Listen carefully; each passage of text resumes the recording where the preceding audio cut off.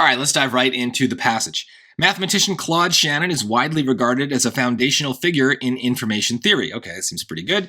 His most important paper, A Mathematical Theory of Communication, published in 1948 when he was employed at Bell Labs, utilized a concept called a binary digit, shortened to bit, to measure the amount of information in any signal and determine the fastest rate at which information could be transmitted while still being reliably decipherable. Don't get caught up. That's a long sentence, a lot of detail. It just, again, it's something good. He seems to have discovered something or invented something or utilized something important. That's all I get.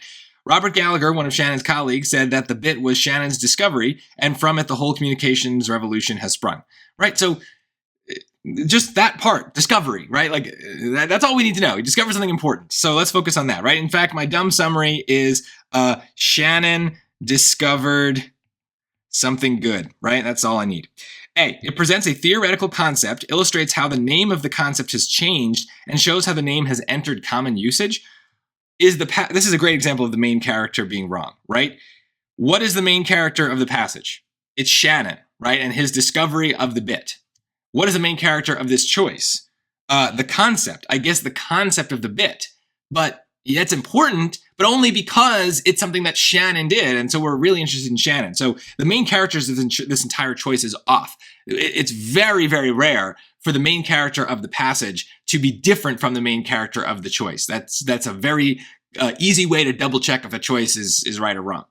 B, it introduces a respected researcher, Shannon, describes an aspect of his work, the bit, and suggests why the work is historically significant. The whole communication revolution sprang from it.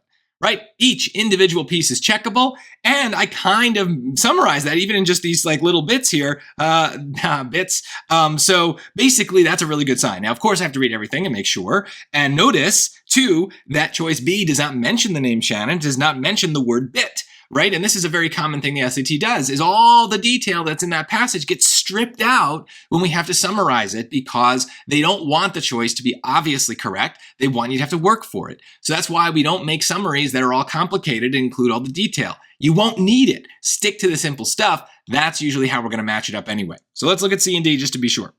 It names the company where an important mathematician worked.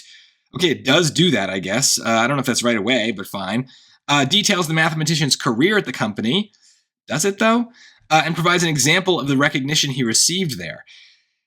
I think all of these things are stretches, right? So, again, maybe this is just as simple as the main character is switching. The main character of this choice seems to be the company, which is Bell Labs. But that's not the main character of the passage. It's Shannon. So this feels to me like we've switched. But also, even all these individual parts don't seem right. I mean, the first thing it does is not introduce the company, it introduces the guy.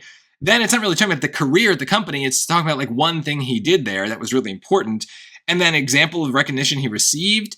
I mean, I guess someone complimenting him is recognition, but like, I don't know, I think that would be like an award of some kind. This doesn't really seem right. So there's just too many things that make me feel off about this choice. Maybe I could force in one or two of them, but the fact that all three are kind of just problematic makes me think it's wrong. D, it mentions a paper. Ooh, does it? I don't think so. It does, I guess, in the second sentence. Offers a summary of the paper's findings and prevents the researchers' comment. No, see, again. So in reality, here's the thing.